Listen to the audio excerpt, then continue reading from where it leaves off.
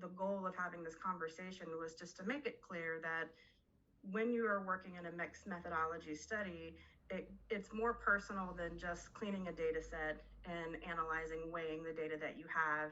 If you are using an online panel to recruit for a qualitative study, it does get more personal. There are more responsibilities in the vetting and screening process to ensure that that smaller sample size that a qualitative client or in that qual experience has a healthy, reliable respondent at the other end of that IDI or in that focus group or on that bulletin board that they're participating in. And some of the ways, we wanted to talk about some of the ways that qualitative screening has evolved and how that might be implemented in some of our online quant panels to help make sure that we are really getting good, valuable, reliable, valid people participating in our surveys. What I took away from it is that we all need to learn how to have conversations with our clients about what it really means to have mixed methodology studies. And yes, we do. We want to work on all of the different measures, both in qual and quant, to help validate respondents. But I think having a conversation with our client and letting them know, help set expectations and work with them in the project design process to make sure that we're actually designing surveys that are built for mixed methodology. The way you write a questionnaire, the way you go about designing a project that's simply online qual is not the same as you would an online quant. And having that educational piece start at the top does help filter through some of the expectations to your final deliverable.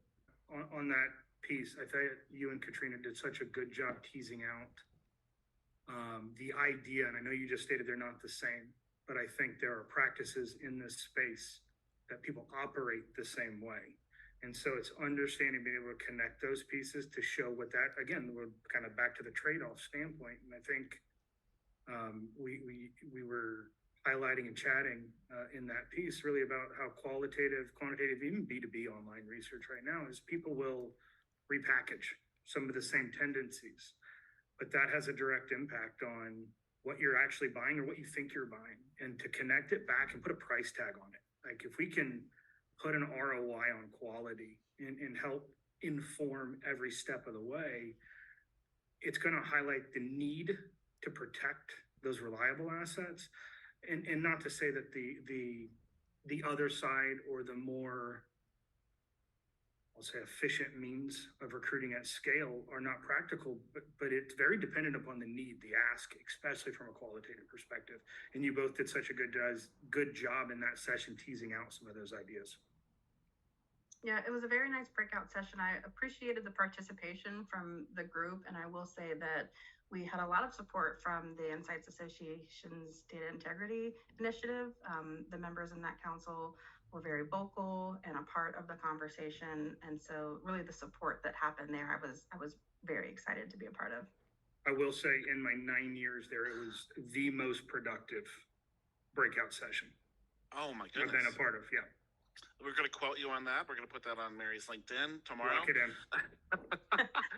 I love that Katrina Noelle is a little bit more forefront in the industry than at least that I knew of in the past. And because she brings such a different perspective, she's a strong presence, a business owner, and mixed methodology is something that I don't think a lot of quant people are comfortable with.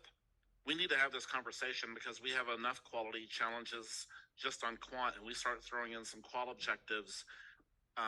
We see that internally as start to try to creep into qual a little bit. It gets really challenging. So I'm really glad that SampleCon is kind of ensuring that, a client doesn't think sometimes about quant versus qual. It's research, right? Right. They have a business objective they got to solve, and if they need more open ends and follow-up interviews on top of a quant survey, that's what they're going to do.